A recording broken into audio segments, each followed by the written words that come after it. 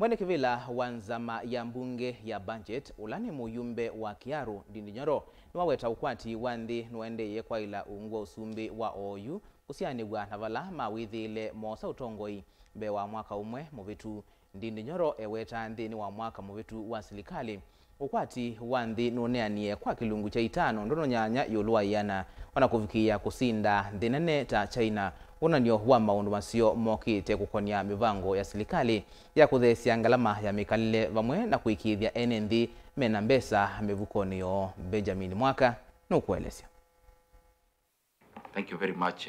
Mweene kivila wa nzama ya budget mbungeni akatino wakathi uthukumi wa nzama hii vamwe na silikali nthino wa kuikithia ukwati wa nthini waila ulaweta mwaka muvitu wa silikali ukwati wa nthi uneanie kwa kilungu cha 5 katuno thana yulua yana kilungu cha yuluvyo wana kuvita nthi nene dunia nzima ta China. Through the policies that this budget committee has been making, and of course the government, as you saw early this year, we got the statistics, global statistics for the last financial year, and as you saw is that Kenyan GDP grew by 5.3%, which was actually around the 29th fastest growing economy in the world.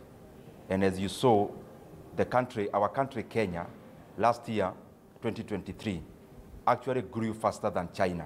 Na yunzama ya budget iweta kivalua kinene kila yumo tanzama na silikali maendesi na kuikithia kuyana kuukwa ukwati ni kuonekana ngina mivukoni ya kila mwene nthi. We are burning midnight oil so that this GDP can reflect in the pockets of Kenyans.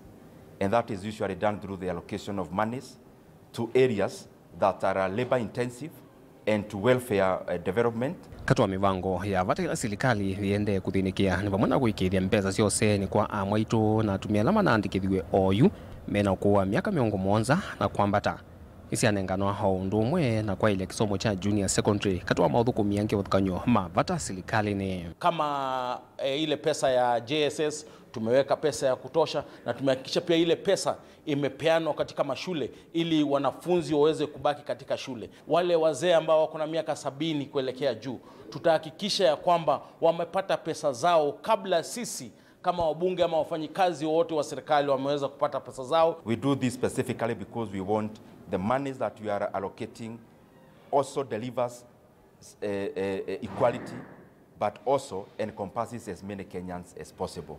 And that is what we will be doing as we craft our supplementary tool. That is what we will be doing as we work on our main budget for the year 2024-2025. Zama ya budget kwi umundi ni aminukilia kukunikila mitlatla ili kukonya kuimia mwiano wa kisomo cha maskulu mitani isaki skulu sia upbet mutatala wana umete kwa Muyumbe wa madhale Anton Oluoch na mutatala wa kuongela mithana ya uthio mwoni ya maternity kwa amwaitu ngina mia ithanthatu kuma kwa Muyumbe wa kaunti ya Marsabit Mwandu Naomi wako. The key area that we are supposed to focus on as the budget committee is the financial implication. If that budget legislative proposal is implemented, is it going to occasion additional funds, you know, to the exchequer, or is it also going to generate more revenue to the economy?